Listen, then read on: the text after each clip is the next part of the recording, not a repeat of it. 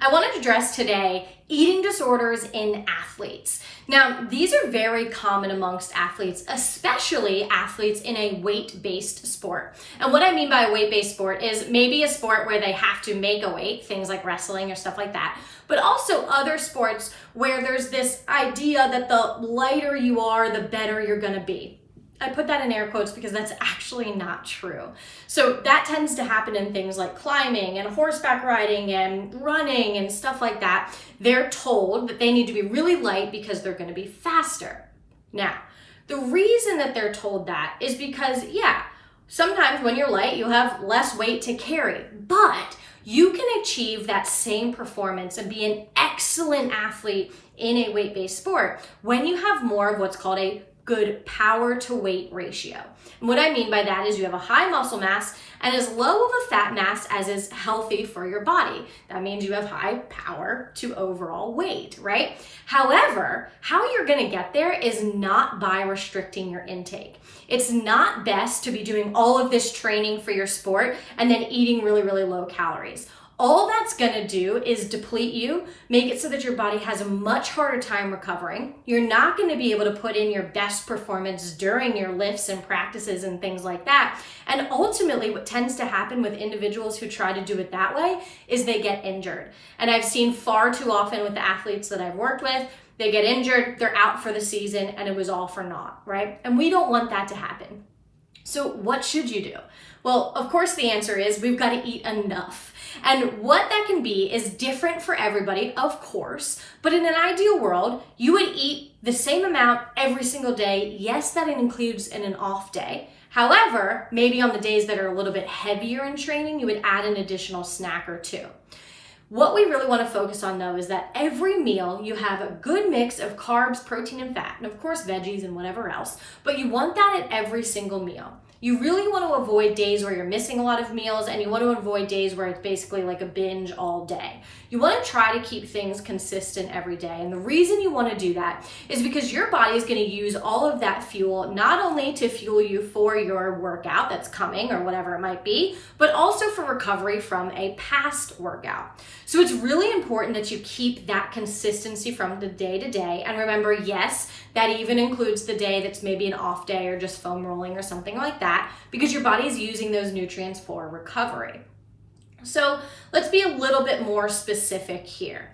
Now, it's really hard to be very specific because some of these ratios do vary from sport to sport. So what I always recommend, especially if you're at the university level, check and see if your school has a sports dietitian. There's lots of sports dietitians at university levels that are here for this very reason.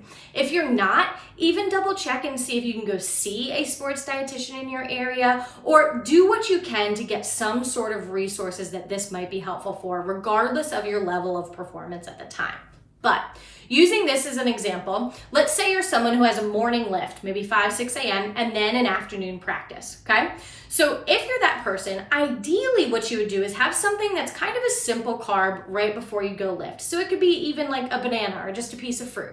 And the reason you want to do that is, of course, you've been fasted all night. It will just help to make sure your body does have the glucose and glycogen stores to get you through that lift and make you so that you don't bonk or get really depleted or whatever it might be during that morning workout. Now, if you're really someone who can't eat in the morning because of it's going to make you sick or you'll throw up during the workout, then it's fine. It's not the end of the world if you don't eat that before you lift, as long as you're eating enough through the rest of the day.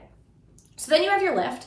And then ideally after, you would have something with a good amount of protein and calories, right? So maybe that's not your full breakfast, or maybe it is, but I'll explain. So if it's not your full breakfast and you have to grab something and then you're going to eat breakfast a little bit later, have something that's like a protein shake or a protein bar, or maybe a trail mix that's got a lot of nuts or things like that to get you some protein and a little bit of carb, which, trail mix inevitably has in there, to refuel from that immediate lift. And then have your breakfast maybe an hour, hour and a half after that, which remember should be a good mix of carbs, protein, and fat.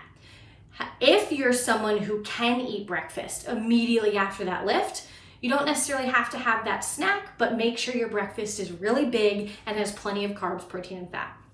Then we carry on for the rest of the day, right? And here's where it's gonna be really important that you do have probably 2 snacks throughout your day, maybe a good mix of carbs, protein, and fat, but it could be something like a protein bar. We'll use trail mix again, or yogurt, granola, and fruit, etc., etc. You really want there to be a little bit of protein every time that you eat.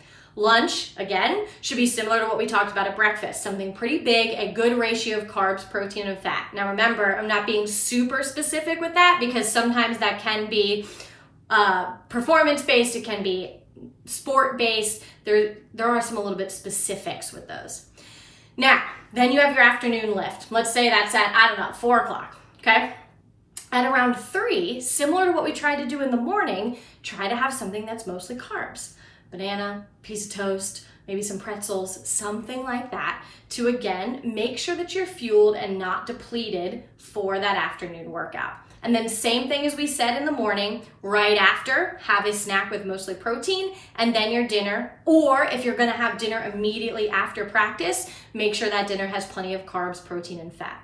Now, if you're able to do that every day, that's gonna be great to make sure that, again, you're recovered from your workouts and prepared for the next day so that you can actually perform your best during the lift and during practice or whatever it might be. You're gonna get so much more out of your workouts and actually then become a better athlete through that by doing that as compared to trying to restrict and be as small as humanly possible. Remember, it's the best power to weight ratio that's really gonna help you be really strong and perform your best during your sport.